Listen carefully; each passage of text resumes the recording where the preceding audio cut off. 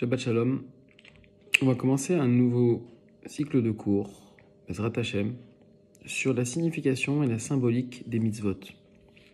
Aujourd'hui, on va essayer d'expliquer ensemble quel est le sens de l'allumage des bougies de Shabbat. On a souvent dans notre imagination la mère de famille qui allume les bougies de Shabbat. Et en fait, c'est une idée fausse. Pourquoi ? Parce que qui est-ce qui allume les bougies de Shabbat ? C'est la femme et l'homme.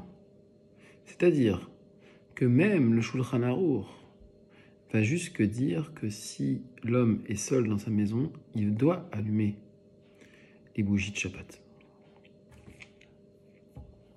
En effet, les bougies de Shabbat, c'est une mitzvah qui consiste en un travail d'équipe. En effet, l'homme doit préparer les bougies de Shabbat. Il doit en préparer 2. Il doit les mettre sur les chandeliers et ensuite partir à la synagogue. Ensuite, la femme va les allumer en faisant une bracha. Si l'homme est encore là, il pourra même répondre Amen à la bracha. Si les enfants sont là, ils pourront répondre Amen à la bracha. Et s'il y a d'autres personnes, il faudra aussi qu'elles disent Amen à la bracha. C'est très important de dire Amen à la bracha, car une bracha complète, c'est une bracha où il y a un Amen à la fin. Quel est le rôle de l'homme dans les bougies de Shabbat ? Le rôle principal de l'homme n'est pas d'allumer et de préparer les bougies de Shabbat, mais c'est quand il va revenir de la choule, où il aura fait la tefila d'Arvit et de Kabbalat Shabbat, il aura reçu le Shabbat, à ce moment-là, il va revenir à la maison. Et là, il va regarder les 2 bougies de Shabbat. Et il va avoir des kavanot, c'est-à-dire des intentions, pour permettre de donner un sens à cette mitzvah. Mais pour ce faire, il faut que l'allumage des bougies se fasse de façon correcte, selon la halakha. Et il va aussi falloir comprendre pourquoi on allume ces bougies. Nous allons donc expliquer la halakha, ensuite l'explication des bougies selon ce qu'on appelle le drush, c'est-à-dire le sens allégorique de la Torah. Ensuite, l'explication selon le sens profond, c'est-à-dire le sod, le sens caché de la Torah. Et enfin, nous essayerons ensemble de dévoiler le sens de la mitzvah pour pouvoir en avoir une application concrète dès Bezrat Hashem le prochain Shabbat.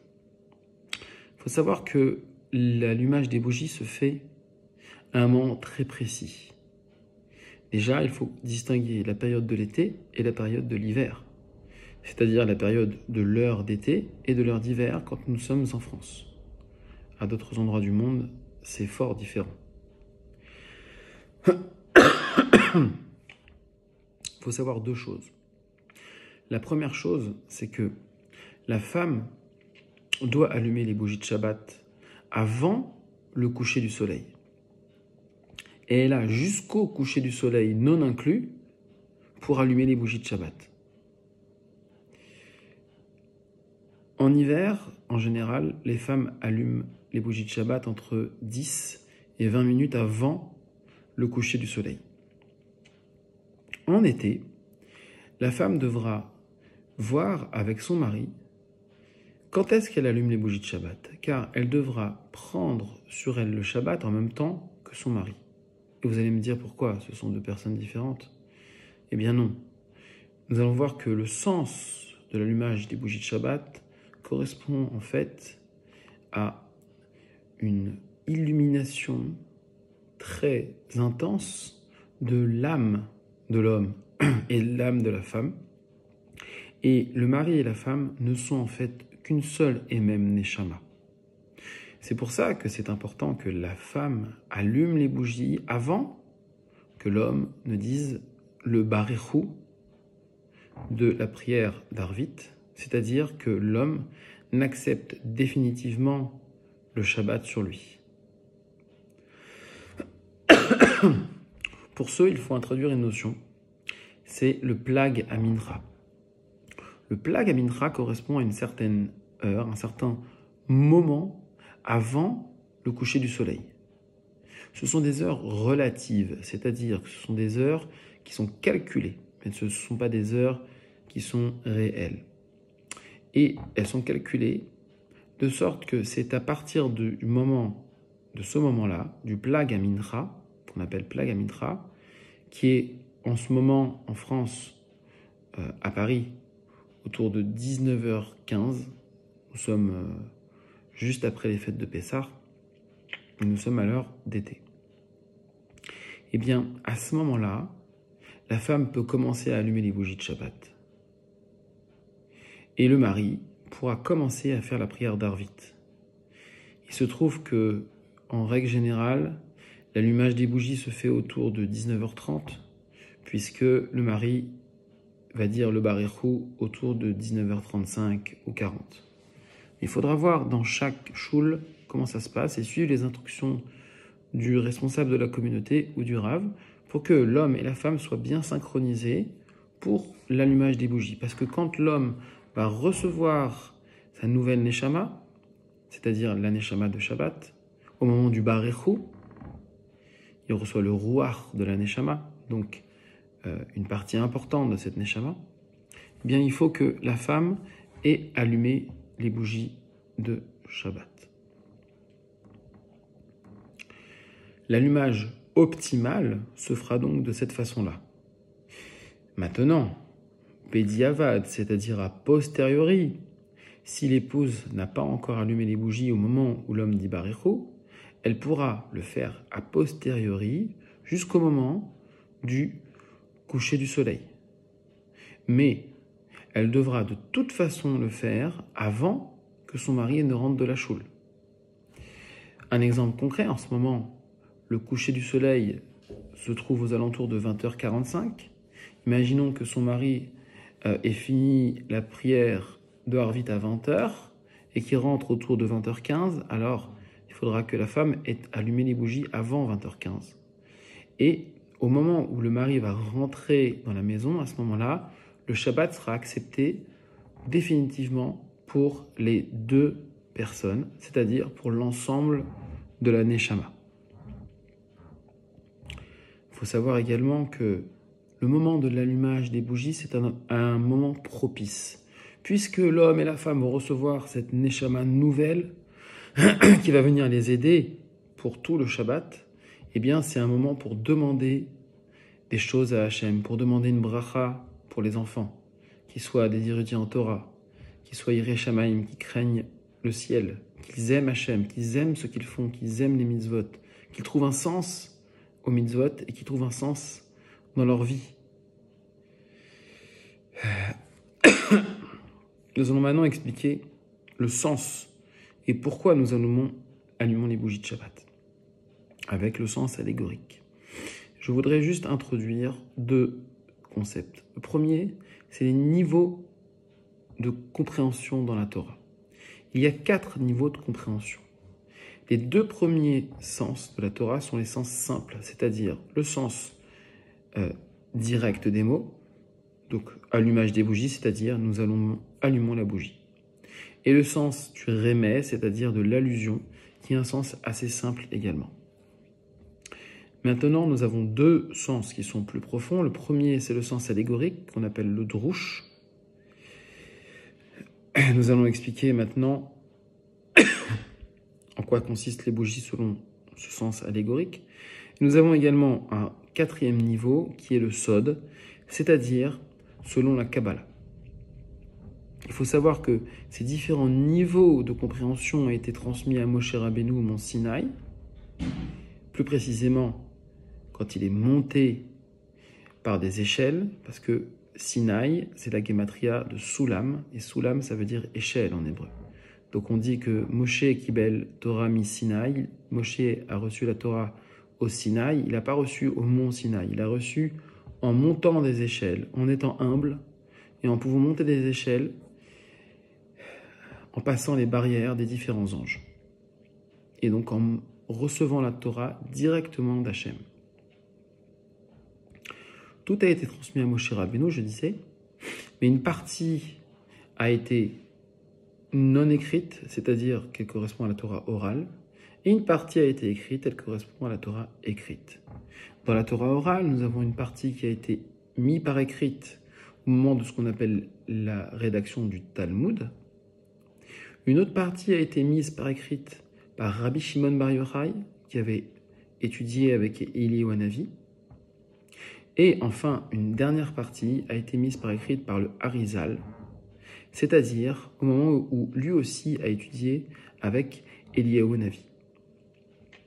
Nous avons enfin ce qu'on appelle la Chassidut, c'est-à-dire l'explication des écrits de Rabbi Shimon Bar Yochai et du Harizal, afin qu'ils soient accessibles au plus grand nombre. Une deuxième chose sur laquelle il faut bien insister, c'est le sens général des mitzvot. Toutes les mitzvot sont faites pour faire une chose, c'est-à-dire donner une résidence à Hachem dans le monde matériel. C'est-à-dire prendre conscience que nous avons en nous une âme divine, que cette âme divine est séparée de notre corps par ce qu'on appelle une âme animale, que notre conscience est cette âme animale, et que donc nous avons conscience de l'existence de notre corps, mais également de l'existence de cette âme divine, qui est en fait une troisième couche à l'intérieur de notre corps. Le rôle de toute mitzvot, de toutes les mitzvot, c'est de nourrir l'âme divine, de donner à manger à l'âme divine. Chaque mitzvah va donner à manger, va donner de quoi se nourrir à l'âme divine. Et donc, va donner une place à Hachem dans le monde, puisque l'âme divine est une partie d'Hachem. De même que le corps se nourrit d'aliments, par la conscience, qui a conscience de prendre des aliments pour les donner au corps, de même, l'âme divine va être nourrie par les mitzvot. C'était les deux sujets d'introduction. Concernant la signification de l'allumage des bougies, selon le Drush, il faut savoir que, suite à la faute d'Adam et Chava dans le Gan Eden, une partie de ce qu'on appelle la lumière originelle, qui leur permettait d'avoir la vie éternelle, a été reprise. C'est-à-dire qu'une partie de leur Neshama a été reprise. C'est-à-dire une partie de la lumière du monde a été reprise. Or, l'allumage des bougies de Shabbat, selon ce sens allégorique, va permettre de rallumer la Neshama de tout Israël, c'est-à-dire la Neshama d'Adam et Chava, puisque Adam et Chava contenaient en eux toutes les Neshamot du peuple d'Israël. L'allumage des bougies va donc avoir une notion de guérison, puisqu'elle va permettre de reconquérir sur la mort une partie que Adam Arishon et Chava avaient perdue lors de la faute. Et donc cette notion de guérison va être propice aux demandes. C'est pour ça que lorsque la femme allume les bougies, eh bien elle fait des demandes à Hachem, puisque la bougie elle-même, la lumière elle-même, apporte une guérison. Cette guérison doit être associée à la simcha. Pourquoi? Parce que c'est la simcha, c'est-à-dire la confiance absolue en Hachem, et la confiance et la connaissance et la conscience que Hachem fait tout dans le monde et qu'il le fait pour le mieux et pour le bien, eh bien, ça donne la simcha, la réelle simcha. Et cette simcha va être associée à cette guérison, puisque cette simcha va apporter une lumière dans le foyer. Concernant le sod, il faut savoir que Adam Arishon et Chava n'étaient pas uniquement deux. Ils étaient 4. Oui. Il y avait ce qu'on appelle le serpent, qui est ce qu'on appelle Adam Bélial.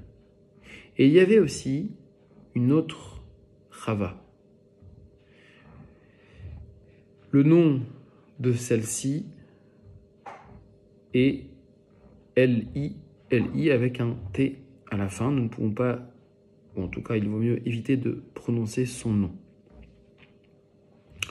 Il faut savoir que Caïn et Hevel ne sont pas les deux seuls enfants d'Adam Arishon et Chava, et que Hevel est l'enfant de Adam Arishon avec Chava, mais que Caïn est l'enfant de Chava avec Adam Bélial, avec le serpent. Et que Adam Arishon a eu aussi d'autres enfants avec, on va l'appeler la plonite, c'est-à-dire une telle. Et c'est ce qu'on appelle les Shedim. Le sens, selon le Sod, de l'allumage des bougies de Shabbat, c'est de ramener cette lumière originelle qui était avant la faute, afin de chasser ces Shedim.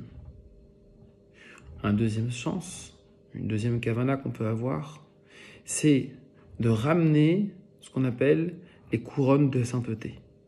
En effet, lors du don de la Torah, nous avons récupéré la lumière originelle dont on a parlé tout à l'heure.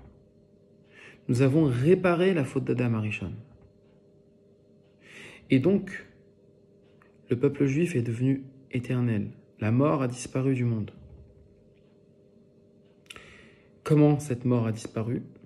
Chaque béné Israël avait sur lui 2 couronnes, 2 lumières de sainteté qui correspondent en fait aux 2 bougies de Shabbat. Suite à la faute du veau d'or, eh bien, cette couronne, ces 2 couronnes de sainteté ont été perdues. Et donc, chaque bougie de Shabbat que nous allons allumer chaque vendredi soir représente une partie de cette couronne de sainteté. Et cette partie de cette couronne de sainteté nous est restituée chaque Shabbat.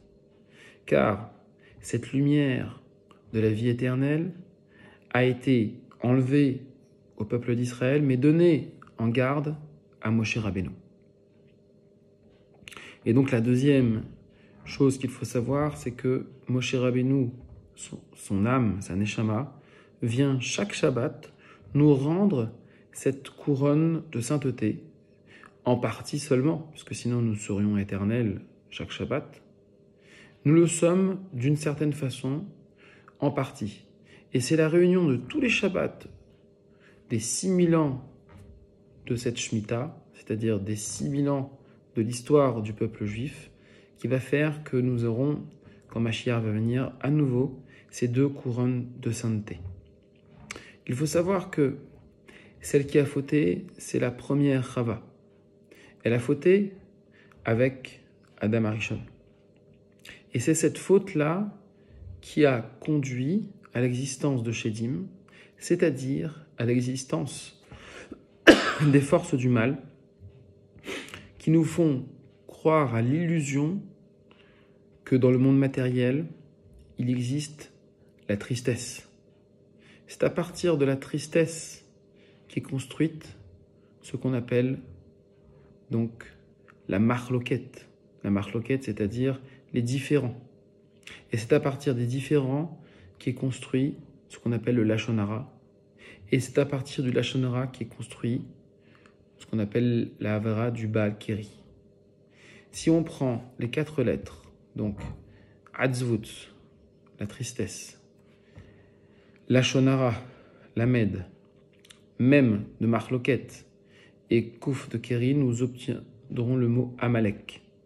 C'est au moment de l'union entre Adam Arishon et la plonite, la première Chava, qu'est né Amalek. Amalek, qui a la gematria de Safek, le doute. Et donc les initiales d'Amalek sont ces 4 fautes qui sont la tristesse, la désunion, le Lashon Hara et le Baal Keri, c'est-à-dire dispenser la semence en vain. Et nous aurons l'occasion d'expliquer ce que c'est-à-dire la semence de l'homme, c'est sa pensée, sa parole, son action et sa semence véritable. Il n'y a pas que la semence concrète, il y a aussi d'autres types, puisque en fait quand nous parlons, nous ensemençons le monde d'idées. Donc dispenser la semence en vain, c'est aussi dire des paroles en vain. Eh bien, au moment de la faute d'Adam Arishon, je disais, il y a eu la création d'Amalek qui a créé ces 4 fautes qui sèment le doute dans nos têtes et qui nous donnent une illusion d'un monde de mensonges et de fausseté. Or, l'allumage des bougies de Shabbat permet de donner une lumière et de rétablir cette vérité. C'est pour ça que le vendredi après-midi, avant l'allumage des bougies de Shabbat, le Yetzer Hara est très fort, puisque les anges d'Amalek, qui sont des milliers, viennent autour de chaque Neshama, de chaque Béné Israël, pour l'empêcher de réaliser cette mitzvah avec Simcha. Il ne l'empêchera en général pas de faire cette mitzvah, mais en général, il mettra le doute dans la tête et essaiera que cette mitzvah se passe de façon mécanique, sans kavana, avec des phrases du style « c'est pas pour toi, c'est pas de ton niveau ». Non. Chacun a le niveau qu'il a et chacun doit s'efforcer d'essayer de comprendre le sens des mitzvot. Et aussi de semer la zizanie et les disputes entre l'homme et la femme. Et ça, c'est vraiment ce que Amalek recherche avec ses anges. Nous aurons l'occasion de décrire, Bezrat Hashem peut-être dans d'autres cours, ce que sont ces forces. Maintenant, on en vient à la kavana. Et c'est l'objet du cours, puisque finalement, l'intention dans la mitzvah est ce pourquoi nous sommes descendus dans ce monde. Ce pourquoi notre Neshama est descendu dans ce monde. Notre Neshama n'est pas descendu dans ce monde pour comprendre la Torah.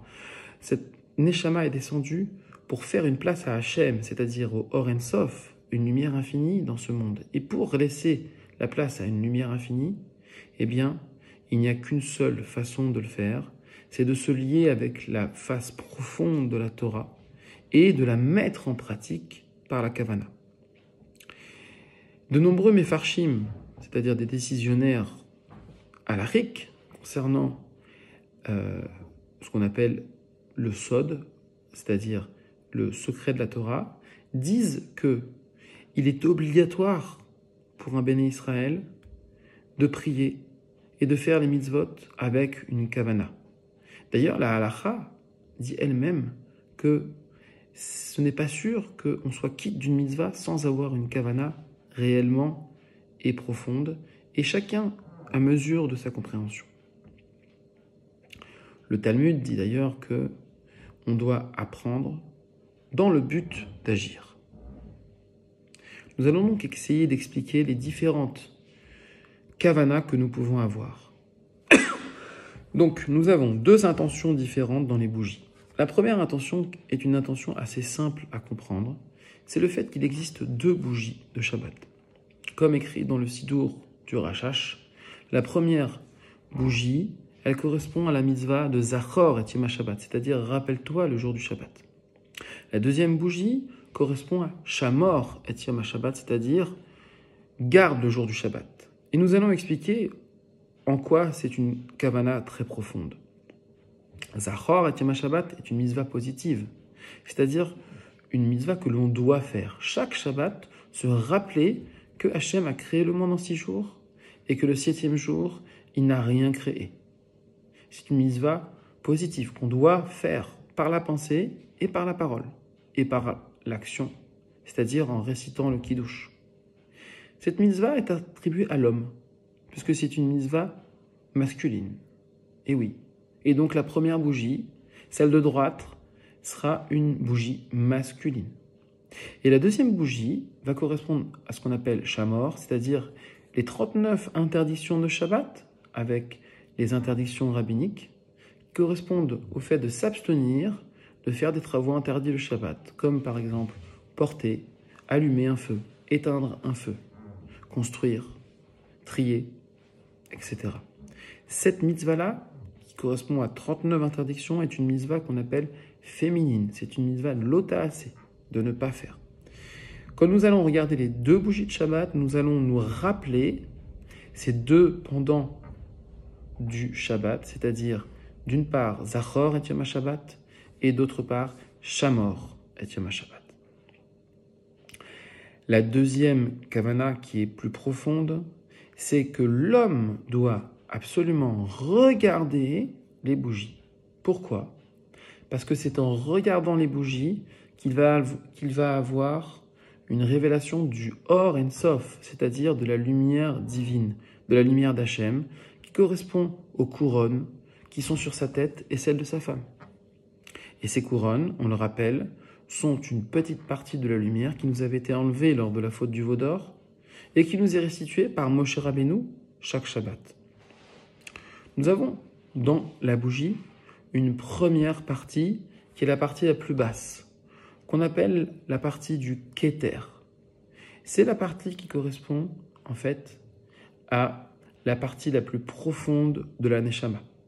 Juste au-dessus, nous avons la Chochma, c'est-à-dire la compréhension intellectuelle innée de façon non réfléchie. C'est l'éclair de la sagesse. Donc ça correspond au noir de la bougie. Donc quand l'homme va regarder la bougie elle-même, il va donc avoir une kavana que cette bougie représente la partie la plus profonde de son âme, et que cette partie la plus profonde de son âme va s'illuminer d'abord avec la partie noire, c'est-à-dire la chokhma. La deuxième partie, c'est-à-dire la partie blanche, va correspondre à ce qu'on appelle la bina.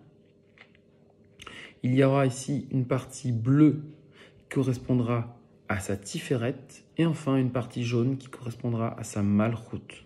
Je vais expliquer. Quand l'homme regarde les bougies de Shabbat, il doit donc prendre conscience que ces bougies illuminent toute sa neshama. Illumine la partie la plus profonde de sa neshama, c'est-à-dire le keter. Illumine également sa chokhma, donc la sagesse. Le keter, c'était la couronne. La chokhma, c'est la sagesse. La bina, c'est l'intelligence. Et nous avons donc trois capacités intellectuelles qui sont le keter, la chokhma et la bina, qui sont illuminées par la première partie de la bougie. Ensuite, la bougie va rentrer dans nos émotions et va nous faire comprendre et prendre conscience que Hachem fait tout et pour le bien. Ça, c'est l'avant-dernière partie de la bougie, c'est-à-dire la partie bleue dans la flamme de la bougie. Et enfin, la partie jaune va être ce qu'on appelle la malchut, c'est-à-dire ce que nous voyons réellement, c'est-à-dire la réalité de la lumière, la réalité de la lumière dans ce monde physique, la réalité matérielle de la lumière dans ce monde physique. Nous conclurons donc en disant que nous pouvons avoir des kavanotes très précises en regardant chaque partie de la lumière de la bougie, en nous rappelant qu'il y a deux bougies qui correspondent chacune, une à l'homme, une à la femme, nous rappeler ce que c'est que cette lumière, que c'est une partie de notre âme qui nous illumine pendant le Shabbat et qui nous fait prendre conscience d'Hachem. Et enfin, nous rappeler pourquoi nous allumons les bougies de Shabbat, qui est une réparation de la faute d'Adam Arishon et de Chava. Et enfin, finalement, une kavana qui est très générale, c'est celle d'illuminer notre neshama avec la mitzvah. Merci à tous et à bientôt.